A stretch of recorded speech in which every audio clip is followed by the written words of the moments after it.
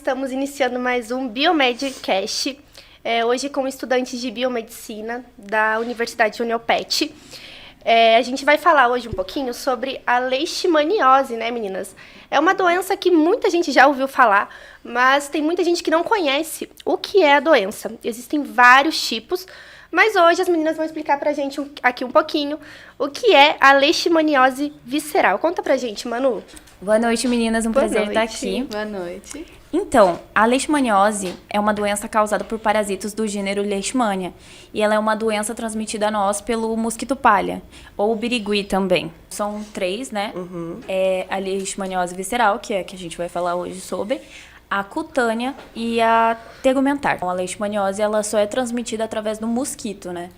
Mas cachorros podem ser reservatório, né, da leishmaniose. Eu vi que a leishmaniose, ela tem um ciclo. O ciclo se inicia com o flebotomínio, o mosquito palha contaminado, ingerindo sangue de um indivíduo saudável e injetando com sua saliva protozoários na forma promastigota. No organismo, os promastigotas são fagocitados pelas células de defesa, os macrófagos. Então, esses mesmos promastigotas se transformam em amastigotas dentro dos macrófagos. Os amastigotas se multiplicam dentro da célula por divisão binária, incluindo os macrófagos, em vários tecidos. Para dar continuidade no ciclo, um flebotomínio saudável pica esse indivíduo contaminado e ingere sangue, incluindo os macrófagos infectados. As células infectadas vão para dentro do mosquito na forma amastigota e se transformam em promastigotas. Assim se dividem e migram para a faringe do mosquito, pronto para picar mais hospedeiros suscetíveis, disseminando a doença e iniciando assim um novo ciclo. Até uma curiosidade a respeito disso é que você falou ali que eles sobem para a faringe do mosquito. E isso se dá porque quando ocorre quando o mosquito ingere, né, essa doença, ele fica tendo refluxo. Então ele nunca está saciado. E daí ele vai em outras pessoas, né, para poder se alimentar novamente, porque ele nunca se sente saciado por conta desse refluxo, por isso que, né? Então, dentro desse quadro, a gente consegue perceber vários sinais e sintomas, né, que a pessoa começa a ter. Ju, você consegue falar um pouquinho pra gente quais são esses sinais, esses sintomas? Os primeiros sinais da leishmaniose visceral podem variar de pessoa para pessoa. Sendo assim, a febre persistente e de longa duração é um dos principais sintomas da leishmaniose visceral. A temperatura corporal pode permanecer elevada a semanas ou meses, né, chegando até 39 graus. Em segundo lugar, temos a fraqueza e a fadiga. É uma sensação de cansaço constante e fraqueza geral. Podem estar presentes mesmo sem esforço físico e significativo. Em terceiro lugar, temos a perda de peso. Pacientes com a leishmaniose visceral frequentemente apresentam perda de peso, mesmo sem a redução do apetite. Em quarto lugar, temos a anemia. A doença pode causar anemia, que pode se manifestar por palidez na pele, cansaço excessivo e falta de ar e tontura. Então, em quinto lugar, a gente tem o distúrbio gastrointestinal. E em sexto lugar, a gente tem alterações hematológicas. Os órgãos internos, como o baço e fígado, podem aumentar de tamanho devido à infecção pelo parasita da leishmania. Isso pode resultar em um abdômen inchado e também pode afetar a medula óssea.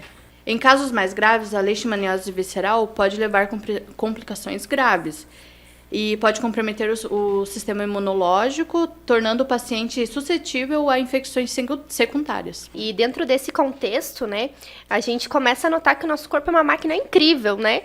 E ele vai atuar com uma resposta imune, né? Ele vai se defender. Nathalie, explica pra gente como que o corpo tem essa resposta imune, como que ele age. Então, a gente sabe que o nosso corpo é dividido em 2 categorias, né? A resposta imune adaptativa e a resposta imune inata, né? A inata, né, que é a nossa principal linha de defesa ali do organismo, ela que vai ocorrer logo após a infecção, né? Nessa fase, célula como macrófagos, as células dêntricas e também as células natural killers, que a gente chama como NK, né? Desempenham um papel super importante, né? Já na resposta adaptativa, ela é ativada posteriormente e envolve também umas células específicas, como o nosso linfócitos T e B, né? Os linfócitos T, né, do tipo 1, que a gente chama de TH1, eles vão produzir umas citocinas, né, como a interferon gama, né? Que elas são essenciais para a ativação e aprimoramento do dos macrófagos para fazer aquela fagocitose, né? O interferon gama, ela vai ativar os macrófagos, né? Estimulando a aumentar a capacidade de fagocitar e também destruir formas intracelulares do parasita, né? Além disso, também, nossos linfócitos T, eles vão auxiliar na formação de células de memória, né? Já o linfócito B, por sua vez, tem um papel de produção de anticorpos, né? No caso, são 5 IgGs que nós temos no corpo, né? Embora os anticorpos não sejam tão considerados uma forma principal de proteção contra a leishmaniose, eles podem desempenhar um papel complementar na eliminação do parasita, né? Mas também a gente tem que saber que a resposta imunológica contra a leishmaniose nem sempre é eficaz para combater esse parasita, né? Que fica dentro. As células de memória, elas vão agir no nosso sistema imunológico para lembrar encontros prévios com um antígeno específico. Vou pegar um exemplo, assim, sabe? A vacina da gripe. A gente está gripado ali, o corpo vai reconhecer que tem algo diferente no teu corpo ali, seja vírus, seja um parasita ou uma bactéria. Se nós já tivermos esse antígeno específico no nosso corpo, essa célula vai lá e vai tentar combater sem precisar de uma medicação, né? De um antibiótico, de um anti-inflamatório ou algo do tipo, assim. Agora a gente tá aqui com a Ali e com a Gabi. Boa noite, meninas. Boa noite. Mas, Ali, explica pra gente um pouquinho agora sobre os exames diagnósticos, né? Quais exames que são feitos pra saber se realmente aquele paciente tá com a leishmaniose visceral. Então, Dani, na leishmaniose visceral, a gente tem 3 tipos de diagnóstico, né? Diagnóstico não, a gente tem 3 tipos de exame feitos para diagnóstico. A gente tem o método clínico, a gente tem o método parasitológico e o imunológico ou sorológico. O método clínico ele é um pouco mais complexo. Como ele se aloja em órgãos que têm outras patologias envolvidas, que é o baço e o fígado, então o diagnóstico dele fica um pouco mais complicado, né? Porque pode ter outras patologias. Mas o diagnóstico dele no método clínico ele é feito com a soma dos sintomas, que foi o que a Ju comentou mais cedo, né? Que é a febre baixa recorrente, a hepatomegalia, caquexia, esses sintomas, junto com se a pessoa mora ou está em uma área endêmica da doença. O método parasitológico, ele é feito na visualização do parasito, que pode ser feito por biópsia do baço, né? Ou punção aspirativa do baço, do fígado e da medula óssea, né? E em adultos, eles preferem a punção external. E em crianças, eles preferem a punção da crista ilíaca. Eles também podem ser encontrados no interior das células fagocitadas, que por ter a forma mastigota, eles podem ser encontrados ali também. E os métodos sorológicos ou imunológicos são os nossos famosos testes rápidos. O ELISA, que é um teste muito eficaz por ele poder captar baixos anticorpos, né? Porque nesses métodos teste rápido, a gente não procura em si o parasito, a gente procura os anticorpos contra o parasito, né? Os anti-leishmanias. Então, no ELISA, ele é muito eficaz porque ele pega, mesmo que com pouco anticorpo, ele consegue detectar. A gente tem o método também reação de fixação do complemento, né? Que é o nosso RFC, que ele usa o antígeno de extrato acetônico, de bacilos de tuberculose. É bem complexo esse, na verdade. Esse eu não gosto muito, tá? E também tem o teste rápido, o nosso famoso, querido teste rápido, que ele é de imunocromatográfico, que ele é feito com base na imunocromatografia de papel, onde utiliza o antígeno recombinante, que é o RK39, fixado no papel. E aí esse teste, ele dura, ele é feito em 5 ou 10 minutos, então ele é bem rápido e eficaz, assim, para detectar os anticorpos. E os níveis de incidência, Gabi, como que é? É alto no Brasil, no mundo? Porque, assim, é uma doença que a gente não ouve falar todo dia. Então, quais que são esses níveis? Então, primeiramente, boa noite. Boa noite. Então, a leishmaniose, ela afeta principalmente países em desenvolvimento. E, infelizmente, o Brasil está entre esses países, né, mais afetados. E em 2021, por exemplo, tivemos mais de 3.700 casos. No geral, os estados mais quentes, né? Por exemplo, na região norte, centro-oeste, nordeste. Os menos afetados, no caso, seriam região sul e sudeste.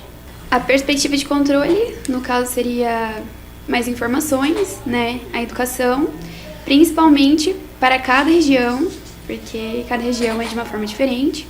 Tipo, no sul seria um pouco diferente, no nordeste, no norte que já é uma porcentagem maior, eu acho que deveria ser mais ressaltado, mais conversado sobre. Agora a gente tem a presença da Brenda aqui Boa no nosso noite, podcast. gente. A gente viu que tem áreas endêmicas, né, no Brasil, áreas mais quentes. Conta pra gente, Brenda, como que é o tratamento, como que é a prevenção da doença? Primeiro, boa noite, né? Boa O noite. tratamento, ele é feito por medicamentos e ele deve ser, cuidadosamente acompanhado pelos profissionais de saúde. Se não for tratado, a leishmania, ela acaba levando a óbito. E tem as prevenções também, que são fazer dedetização quando é autorizada pelos profissionais de saúde, usar mosquiteiro para dormir e usar telas protetoras nas janelas e nas portas. Os medicamentos específicos da leishmania são antofaricina B, o antimoniato de N-mentiglucina e outros medicamentos antiparasitários. A leishmaniose não tratada, ela pode causar complicações graves, como insuficiência hepática e renal, além de problemas imunológicos e risco de óbito. Olá, meu nome é Larissa Naga, sou estudante de medicina aqui no Paraguai e vou apresentar para vocês alguns dados epidemiológicos sobre a leishmaniose visceral no país.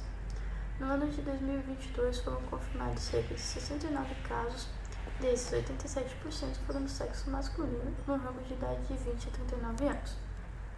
Em 2023, até a última atualização, foram confirmados 9 casos, todos estes na região central do país, próximo à capital Assunção. Com respeito à prevenção da enfermidade, o Ministério da Saúde indica que a população use roupas de mangas longas e repelente, bem como se você tiver um animal de estimação, como o cão, ficar atento a possíveis sintomas como erupções na pele, visto que os cães são os maiores reservatórios de enfermidade aqui na região. Essas informações estão contidas no site do Ministério da Saúde do Paraguai. Vocês podem acessá-la a qualquer momento. Até mais. E assim a gente finaliza o nosso podcast de hoje. Agradeço a presença de todas e até o próximo episódio. Tchau!